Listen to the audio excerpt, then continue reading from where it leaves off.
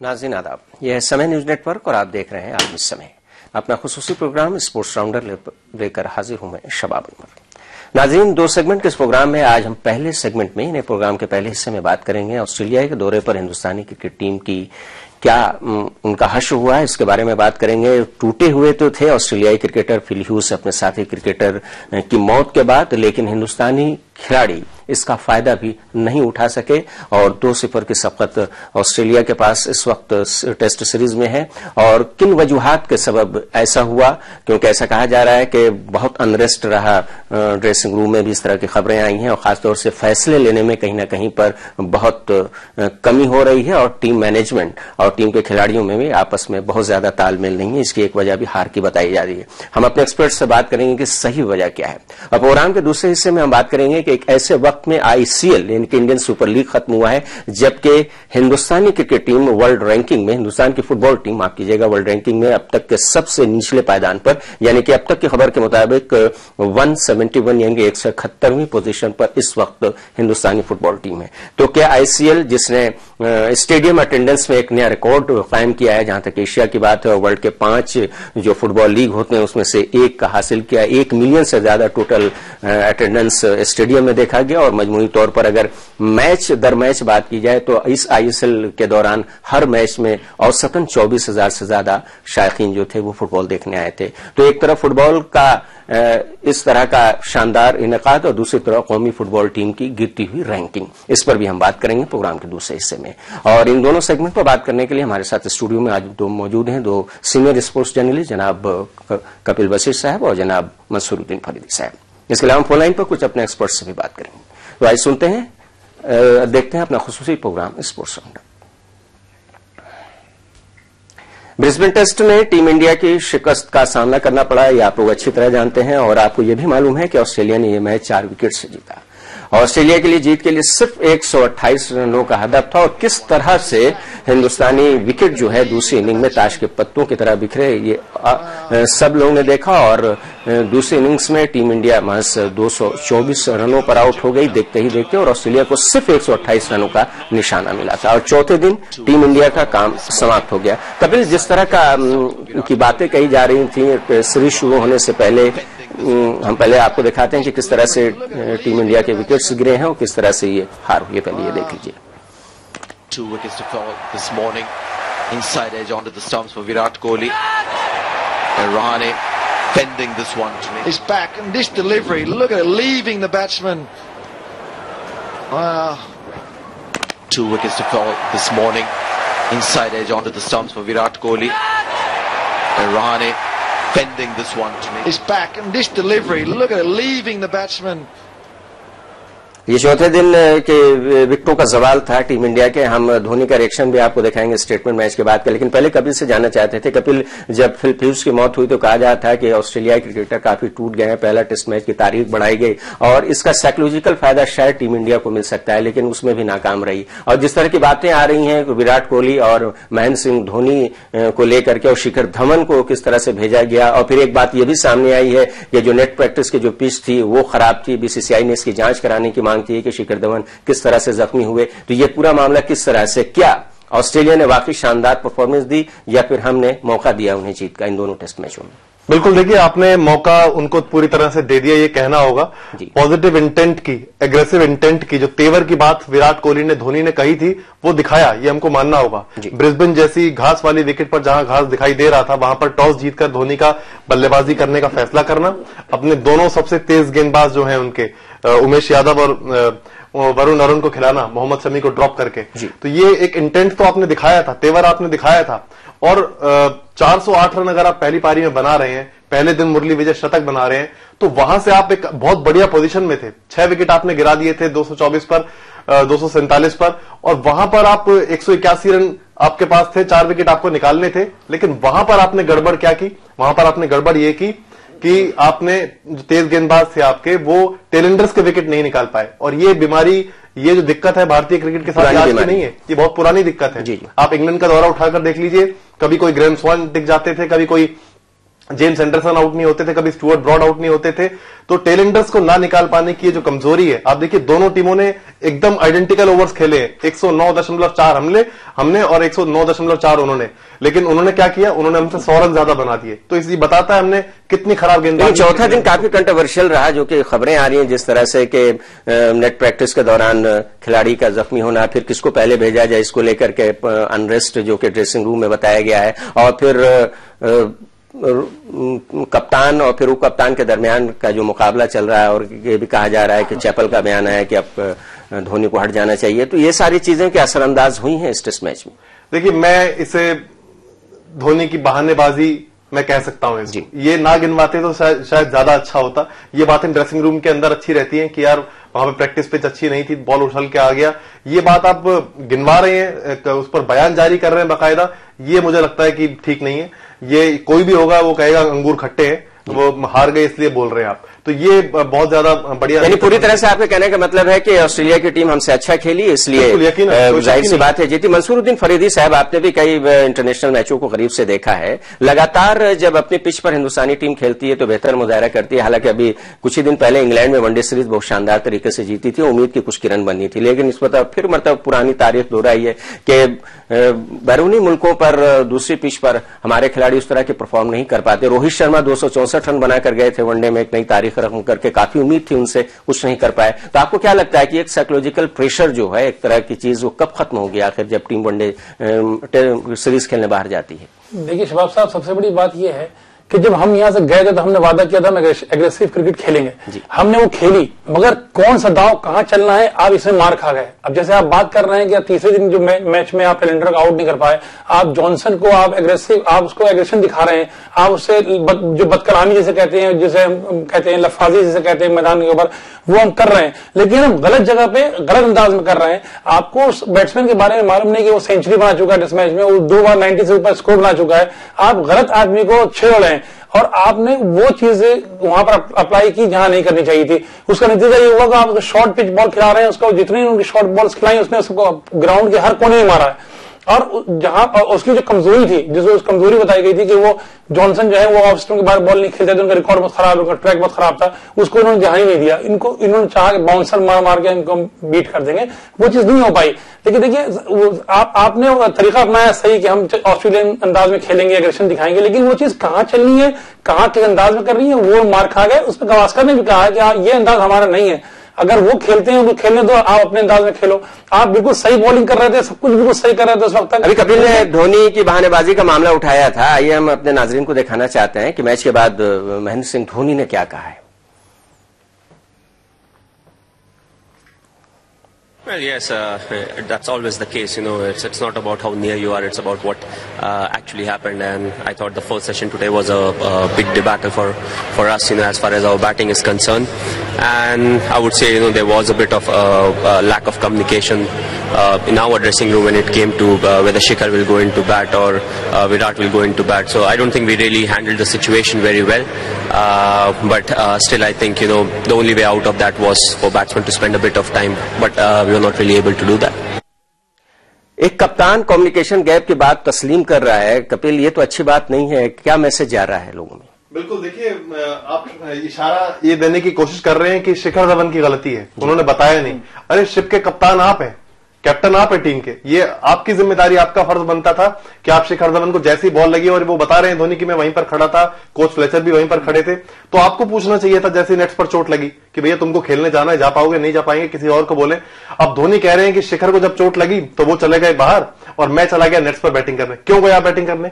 आपका वहां पर पहले नेट्स पर बैटिंग करना इंपॉर्टेंट नहीं था, आपको ये तय करना था पहले कि कौन जाएगा किस नंबर पर, शिखर जा पाएंगे नहीं जा पाएंगे, आपको तुरंत ड्रेसिंग रूम जाना चाहिए था।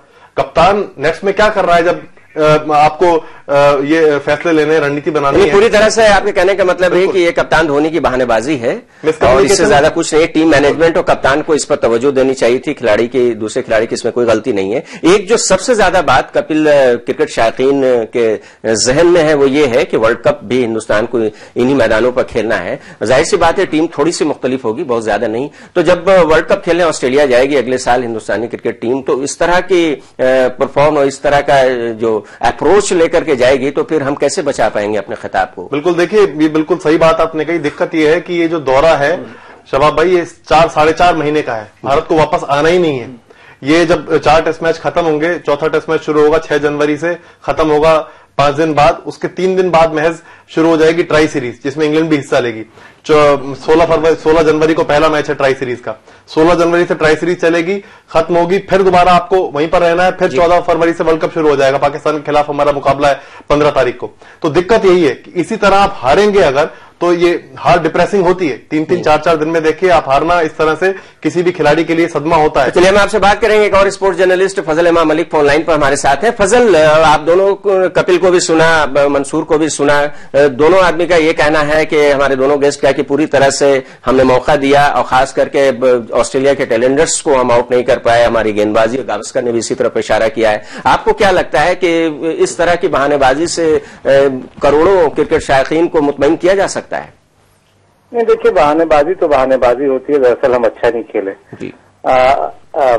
चाहे वो बल्लेबाजी देखिए, और 400 के पार हमने रन बना लिए थे और उसके बाद लगभग मैच में हमारी पकड़ बन गई थी पहले दिन। जी। लेकिन फिर जहां से मैच में ऑस्ट्रेलिया ने वापसी की तो उनकी तारीफ करनी होगी। दूसरी इनिंग में भी हमने बहुत अच्छी बल्लेबाजी नहीं की, जाहिर है कि जिसकी वजह से सारा खेल हुआ। विराट कोहली क्यों नहीं आए, शिखर धवन क्यों आए, ये टीम मैनेजमेंट को सोचना चाहिए था। और ये एक दिन पहले होना था, क्योंकि चोट जब लगी थी शिखर धवन को तो जाहिर है कि उसका धोनी की भी पता था, टीम मैनेजमेंट को भी पता था।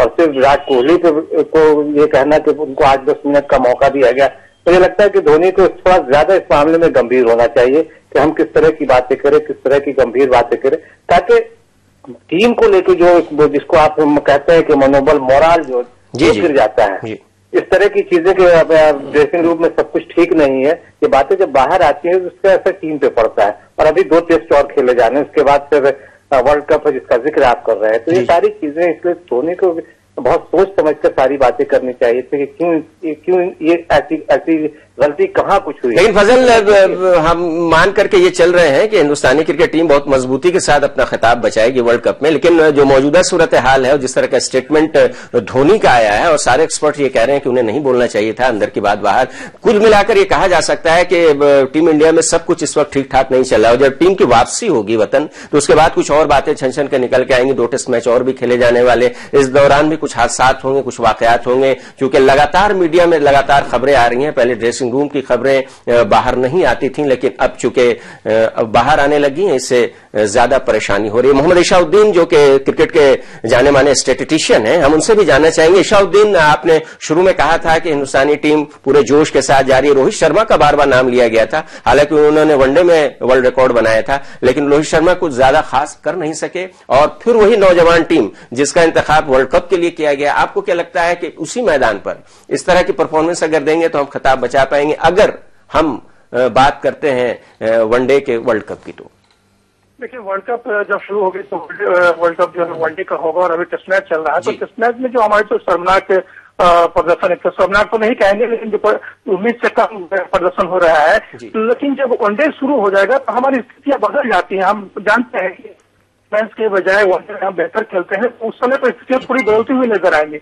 लेकिन जिस तरीके से खेल रहे हैं तो हमें थोड़ा सा सोचना होगा, टीम मैनेजमेंट को सोचना होगा कि हमें जो कायदे से उसको समझते हो मैच उतरना होगा, इन्हें आगे पीछे इन सब कप्तान और मैनेजमेंट को सोचना होगा। अभी शास्त्री जो टीम के डायरेक्टर बने हुए हैं और जिनके ऊपर काफी लगाया गया है, महेंद्र सिंह धोनी के बारे में काफी तनकीद हो रही है। उन्होंने जिस तरह से बातें कही हैं कि शिखर धवन को लेकर के ड्रेसिंग रूम में अनरेस्ट था, ये बातें क्या उन्हें कहनी चाहिए थी? इस पर सवाल खड़ा किया जा रहा है। और ये भी कहा जा रहा है कि हो सकता है कि वर्ल्ड कप के बाद कप्तान बदल दिया जाए। ऐसा तो हम तमाम लोग भी जा रहे हैं, लेकिन सबसे बड़ी बात है कि धोनी जिस तरह की बातें कर रहे हैं उससे बातें करनी नहीं चाहिए उन्हें। उससे एक तो ये होता है कि बाहर जो है भ्रम की स्थिति पैदा हो रही है, ताकि किस तरह की बात ड्रेसिंग रूम पे हो रही है कि हम सिर्फ अंदाजा लगा सकते हैं। बहुत बहुत शुक्रिया आपका मोहम्मद इशाउद्दीन हमारे साथ बातचीत करने के लिए।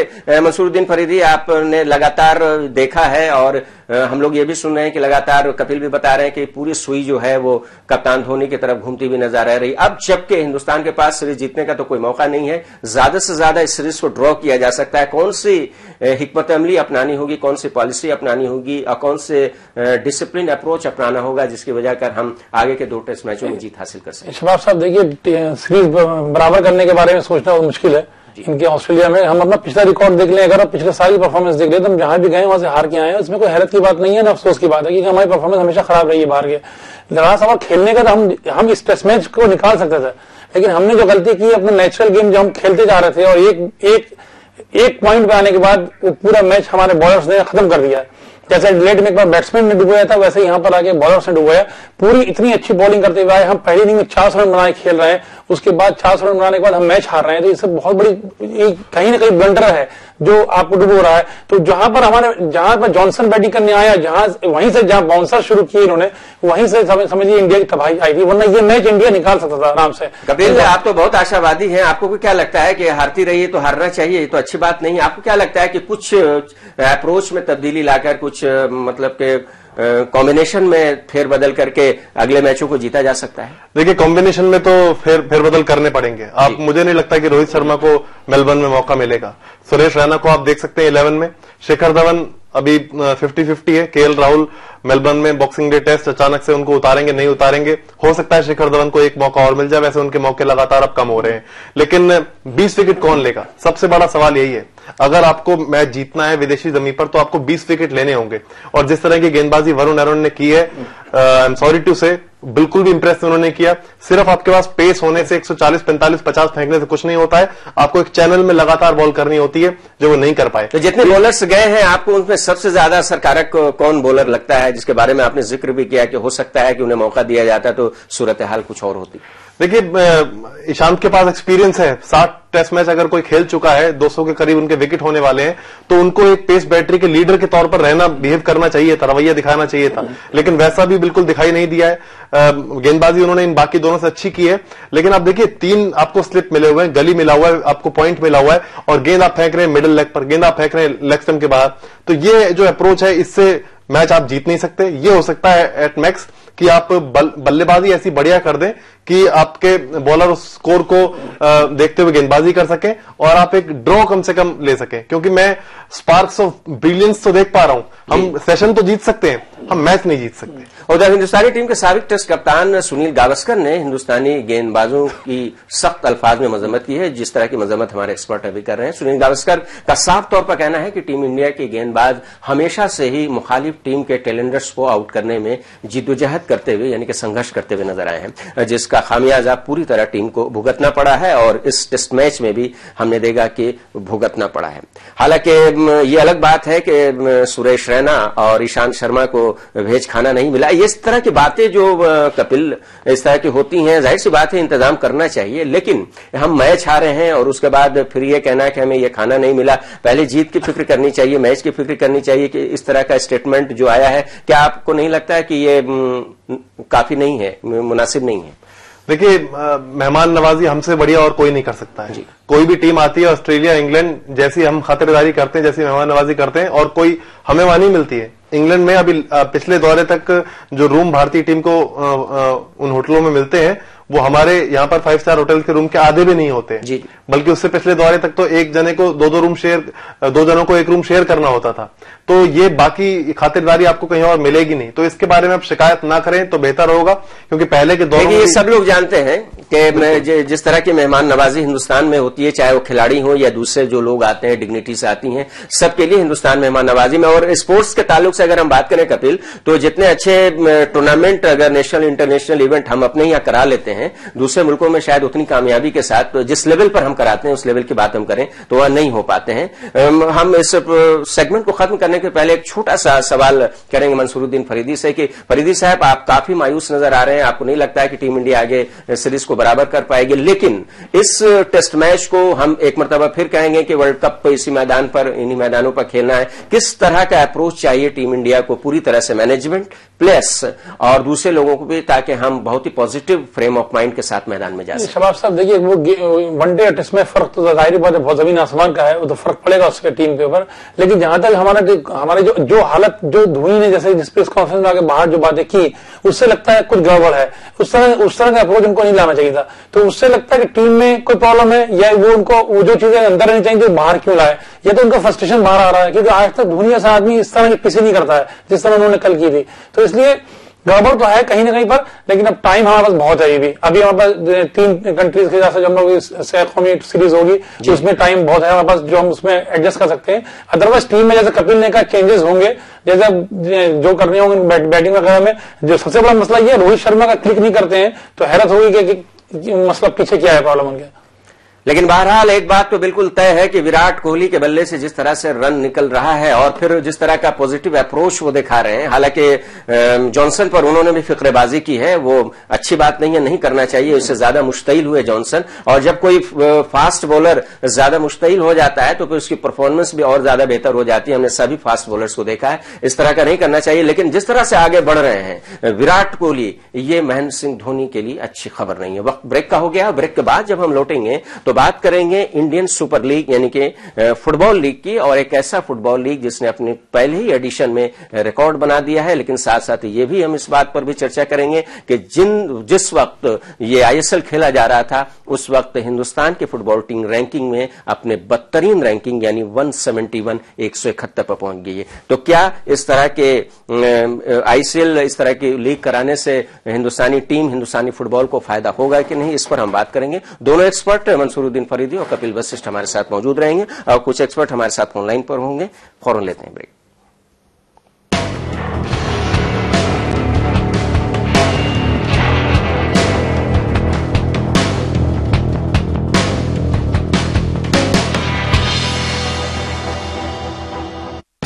आयुर्वेदिक तेल जो बना है 16 खास आयुर्वेदिक तत्वों से, रखे मेरे बालों का ख्याल और बाल रहे लंबे, काले और घने। Kesh King, the king of hair oil. ये है फूलों। फूलों ने अपने गांव के हर तरसते नल को देखा, कभी दूषित होते जल को देखा, अपनी सहेलियों को मीलों आते जाते देखा, और बोली अगर जमाना बदला है तो मेरा गांव क्यों नहीं। उसने लोगों को जागरूक किया और सरपंच के साथ मिलकर जल एवं स्वच्छता समिति को दोबारा सक्रिय किया, और झट से बन गया नया तरीका समिति के साथ पानी की हर समस्या सुलझाने का। और अब से ऐसे ही चलेगा।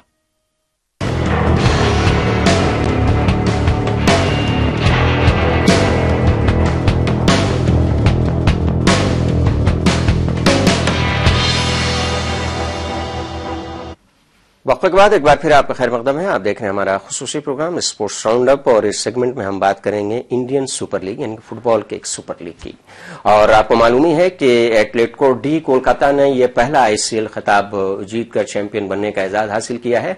और गुज़श्ता 20 दिसंबर को खेले गए फाइनल में कोलकाता ने केरला ब्लास्टर्स, जो कि सचिन तेंदुलकर की टीम थी, उसको 1-0 से शिकस्त देकर यह पहला खिताब जीतने का हासिल किया। और मैच का वाहिद गोल मोहम्मद रफीक ने किया और उनके हेडर के जरिए गोल हुआ। खास बात यह रही कि सचिन तेंदुलकर की टीम केरला ब्लास्ट के मैच में कई दफा स्कोर करने का मौका मिला, लेकिन उसके फॉरवर्ड मिलने वाले फायदे का मौके का फायदा नहीं उठा सके। जबकि दूसरी तरफ सौरव गांगुली की टीम, जो कि कोलकाता की टीम थी, के गोलकीपर ने बेहतरीन मुजाहरा किया और बेहतरीन दिफा करके एक तरह से इस पोजीशन में अपनी टीम को लाया कि अगर एक गोल हो जाता है तो टीम जीत सकती है, और आखिर वैसा ही हुआ। और पहला इंडियन सुपर लीग, और उस पर क्या कहते हैं हिंदुस्तानी फुटबॉल टीम के साबिक कप्तान और स्टार स्ट्राइकर बाइचुंग भूटिया। उन्होंने कहा है कि मुल्क के लोग फुटबॉल के तई जोश में हैं। भूटिया के मुताबिक आने वाले वक्त में हिंदुस्तान में भी बड़े लीग के खिलाड़ी फुटबॉल खेलते नजर आएंगे। मजीद बातचीत करने के लिए हमारे स्टूडियो में मौजूद हैं दो सीनियर खेल सहाफी, कपिल वशिष्ठ और मंसूरुद्दीन फरीदी साहब। शुरुआत हम मंसूरुद्दीन फरीदी से कहेंगे। मंसूर साहब, एक अच्छी बात है कि बहुत ही शानदार टूर्नामेंट रहा है, लीग रहा, जो भी कहा जाए, नाम इसका दिया जाए। हालांकि लीग के जुमरे में ये आता नहीं है, लीग इससे भी बड़ा होता है वो काफी दिनों। लेकिन अगर स्टेडियम अटेंडेंस की बात की जाए तो इसमें एक नया रिकॉर्ड कायम किया एशियाई लेवल पर। 1 मिलियन स्टेडियम अटेंडेंस मजमूई तौर पर रहा और किसी भी एक मैच की जो औसत अटेंडेंस थी इस दौरान 24,000 से ज्यादा थी। 60,000 लोगों ने पहला मैच कोलकाता में देखा था और उसके बाद 40,000 से ज्यादा लोग जो थे वो मुंबई के स्टेडियम में थे। और दिलचस्प बात यह थी कि दो साथी खिलाड़ियों क्रिकेट के सौरभ गांगुली और सचिन तेंदुलकर की टीमों के बीच मुकाबला हो रहा था। लेकिन उसी दौरान एक मनहूस खबर आती है कि हिंदुस्तान की football team world rank FIFA ranking में अब तक के अपने बदतरीन दौर में दाखिल हो गई है, यानी 171वें मकाम पर पहुंची है। सवाल आ गया है, पहला सवाल ये लोगों के भी दिल में उठ रहा है कि इतनी ज्यादा अटेंडेंस आई स्टेडियम में, इतने ज्यादा लोग जुड़े, बड़े बड़े लोग इससे जुड़े, क्या इससे हिंदुस्तान की फुटबॉल को फायदा होगा? पहले आपसे सवाल, उसके बाद हम कपिल से भी ये जानना चाहेंगे, क्योंकि बहुत अहम सवाल है। अगर हम आईपीएल कराते हैं, क्रिकेट में नेशनल टीम तरक्की नहीं कर पाती, मैच नहीं जीत पाती तो बेकार है। उसी तरह आईसीएल कराते हैं और फुटबॉल की टीम ज्यों के त्यों रहती है तब भी बेकार। आपको क्या लगता है? शुरुआत अच्छी है, लेकिन हिंदुस्तानी फुटबॉल को इससे कितना फायदा होगा? शबाब भाई देखिए, सबसे पहले आप बात करते हैं कि हम पब्लिक कितनी आ रही है, सपोर्टर्स कितने आ रहे हैं, आपने जैसे कहा। लेकिन हम एक मिनट यहां पर रुकेंगे कि क्या नजारा रहा जिस तरह से सचिन तेंदुलकर की टीम को सौरभ गांगुली की टीम ने हराया। वहां पर हमारे नुमाइंदा एहतराम अली मौजूद हैं, हम एहतराम से जानना चाहते हैं, फोन लाइन पर मौजूद हैं। एहतराम, ये जो मैच हुआ आईसीएल का फाइनल, उसमें जो नजारा था, और जाहिर सी बात है कि दो क्रिकेटरों की टीमों के बीच फुटबॉल का मैच था, किस तरह का वहां पर रिएक्शन था लोगों के दरमियान? देखिए, पहली बार इतना बड़ा फुटबॉल का टूर्नामेंट हुआ हिंदुस्तान के अंदर, और ऐसी स्थिति में जब दो क्रिकेट खिलाड़ी जो दिग्गज रहे हैं हिंदुस्तान के और उनकी टीमें खेल, तो लामोहला ये एक लोगों की सोच भी हो जाती है कि किसी भी तरीके से वो अपने खिलाड़ियों के फैन के साथ में फुटबॉल देखने पहुंचे। और वहां पर जो नजारा था, एक तो मुंबईकर ये चाहते थे कि केरला ब्लास्टर किसी तरीके से टीम जीते, लेकिन क्योंकि अगर आप देखिए तो हिंदुस्तान के अंदर कोलकाता का फुटबॉल में नंबर 1 एक रहा है, तो ऐसी स्थिति में कोलकाता के भी बहुत सारे फैन थे, पूरा स्टेडियम लबालब भरा था और लोग यही सोच रहे थे कि हो सकता है 90 मिनट के अंदर ये इसका रिजल्ट नहीं आया। लेकिन जिस तरीके से रिजल्ट देखने को मिला, आखिरी 3 मिनट के अंदर जो एक्स्ट्रा टाइम दिया गया, उसमें जो मोहम्मद रफीक ने जिस तरीके से क्या वो काबिल तारीफ। हाँ, इंजरी टाइम था और रफीक का हेडर काम कर गया, वरना कुछ और अच्छे मनाजिर देखने को मिल सकते थे वहां पर मौजूद लोगों को। तो एहतराम अली, हम आपसे ये जानना चाहेंगे कि इस शानदार फुटबॉल लीग के इनेकाद से कितना फायदा होगा? और लगता है कि इस वक्त हमारे साथ नहीं है, उनसे राब्ता टूट गया है। मंसूरुद्दीन फरीदी साहब, आपने कलकत्ता में फुटबॉल को काफी करीब से देखा, एक मरतबा फिर इसमें भी कलकत्ता ने ही बाजी मारी है। हिंदुस्तानी फुटबॉल को कितना फायदा होगा, ये एक बड़ा सवाल है। शबाब भाई, जैसे बात हम कर रहे हैं कि कितने लोग इसमें इंटरेस्ट ले रहे हैं, हम कह रहे हैं आज दौर जो है वो पैकिंग के ऊपर है, सामान जो है पैकिंग देख के बिकता है। वो बिल्कुल वही चीज अपनाइए आईपीएल की तरफ पे, आईएसएल के ऊपर। तो उस पैकिंग, जिस अंदाज में मैच हो रहे हैं, अगर आप कैलकाटा लीग को उस तरह ऑर्गेनाइज करिएगा तो सपोर्टर्स ग्राउंड में पहुंचेंगे। अब हर मैच से पहले अगर आप डांस म्यूजिक और ताशबाजी करेंगे तो वो अट्रैक्शन जो है, इसमें तो अच्छे खेल भी देखने को मिले हैं। नहीं, खेल तो आप बात कर रहे हैं सपोर्टर्स के आने की, सपोर्टर्स के आने में कोई हैरत की बात नहीं है, क्योंकि आपने इतना मसाला उसमें दे दिया फुटबॉल के अलावा कि वो लोग आएंगे। सवाल ये होता है कि इसमें हिंदुस्तानी फुटबॉल का फायदा कितना है। आप कह रहे हैं 171 रैंकिंग में चले गए आप देखिए कि आप अब जो फुटबॉल कोच आपके थे वो हॉलैंड के थे, अब वो जा रहे हैं तो आप कह रहे हैं कि हमारे पास पैसे नहीं है कि हम बाहर के फॉरेन कोच को लेके आए, इंडियन कोच रखना पड़ेगा। सवाल ये होता है, कोच अगर बाहर का है, अगर आपका खिलाड़ी नहीं है तो आप कहां से रैंकिंग में बेहतर कर सकते हैं? आईएसएल का मसला ये है कि आप एक शो ऑर्गेनाइज कर रहे हैं लेकिन उसका बेस नहीं है। आप आईपीएल के पास यह था कि आपके पूरे क्रिकेट में पूरा एक स्ट्रक्चर ढांचा है, नए खिलाड़ी सामने आ रहे हैं। फुटबॉल में ऐसा कुछ नहीं है, जो आप सारे बड़े टूर्नामेंट जो है बंद हो रहे हैं, छोटी लीग जो है, जो कैलकाटा लीग बड़ी लीग थी वो बेदम हो गई है। और हम मंसूर साहब, इंडियन फुटबॉल फेडरेशन ने फैसला लिया है कि हो सकता है कि आई लीग जो है उसको इसमें जम कर दिया जाए और उसके बाद उससे ठीक पहले फेडरेशन कप कराया जाए ताकि कुछ हो सके। और मोहम्मद रफीक जैसे फुटबॉलर को तो कोई जानता नहीं था, अब जबकि उन्होंने जीत का गोल किया है तो जाहिर सी बात है खिलाड़ी सामने आएंगे और कपिल, आपको क्या लगता है कि किस तरह से आप देखते हैं, कितना पॉजिटिव कितना निगेटिव? शानदार अटेंडेंस रही। मंसूर साहब का कहना है कि इससे बहुत ज्यादा फर्क नहीं पड़ता क्योंकि बड़े बड़े लोग जुड़े हुए हैं और जितना तामझाम है तो उससे लोग आएंगे ही, लेकिन क्या इससे हिंदुस्तानी फुटबॉल को जरा भी फायदा नहीं होगा? ये असल बात है। देखिए, फायदा तब होता, मैं मानूंगा कि आपने जो आई लीग चल रही थी उसमें जो तमाम क्लब्स हैं वहां से कितने लड़के आप इसमें लेकर गए? सबको तो आप नहीं ले जा सकते। 8 टीमें आपके पास, हर टीम की स्ट्रेंथ 25-30 की भी अगर है तो आप कितने लड़कों को फायदा हुआ, कितने युवा खिलाड़ियों को मौका मिल पाया? तो आई लीग का स्ट्रक्चर जब तक मजबूत नहीं होगा तब तक हमारा फुटबॉल आगे नहीं जा पाएगा। जो आप डेवलपमेंट प्रोग्राम चला रहे हैं अंडर 14 अंडर 16 लेवल पर, वो जब तक मजबूत नहीं होंगे तब तक आपकी फुटबॉल आगे नहीं जा पाएगी। फीफा के जो अध्यक्ष हैं सेप ब्लैटर, उन्होंने कहा कि हिंदुस्तान जो है स्लीपिंग जायंट है, सोता हुआ शेर है फुटबॉल का। अभी जो केरला ब्लास्टर्स के कप्तान है वो कहकर गए हैं कि मुझे हैरानी होती है कि इतना बड़ा मुल्क है, इतना बड़ा देश है और आपके पास जो ए ग्रेड के ए लाइसेंस कोचेज हैं उनकी संख्या सिर्फ 60 है। तो ये इस तरह की बातें हैं। तो वही जो फरीदी भाई ने बात कही कि ब्रांडिंग पैकेजिंग के जरिए आप भीड़ तो लगा सकते हैं। फुटबॉल देखा जाता है हमारे देश में, जो आई बॉल्स हैं आप देखिए, ईपीएल जो है वो हमसे ज्यादा और कोई नहीं देखता है। लेकिन बात वही है कि जब तक बेस मजबूत नहीं होगा, जब तक आपके क्लब्स एक एक करके बंद होते रहेंगे, जेसीबी फगवाड़ा हुआ करता था, बंद हो गया, और कुछ क्लब्स बंद हुए। क्लब को ही ज्यादा नुकसान हुआ है इससे, ऐसा भी कहा जा रहा है। क्लब्स को ही नुकसान हुआ है इससे सबसे ज्यादा, क्योंकि क्लब्स जो थोड़े बहुत बचे थे वो भी अब हिल जाएंगे इससे, क्योंकि अब वहां पर उस तरह से आप देखिए ऑल इंडिया फुटबॉल फेडरेशन अगर क्लब्स को सपोर्ट नहीं करेगा, क्योंकि एआईएफएफ ने आईएनजी रिलायंस के साथ मिलकर ही इसको किया है इस पूरे टूर्नामेंट को, तो अगर फुटबॉल फेडरेशन ही नहीं चाहेगा कि क्लब्स का रिवाइवल हो तो फिर वहां पर तो आप जीरो हो जाएंगे।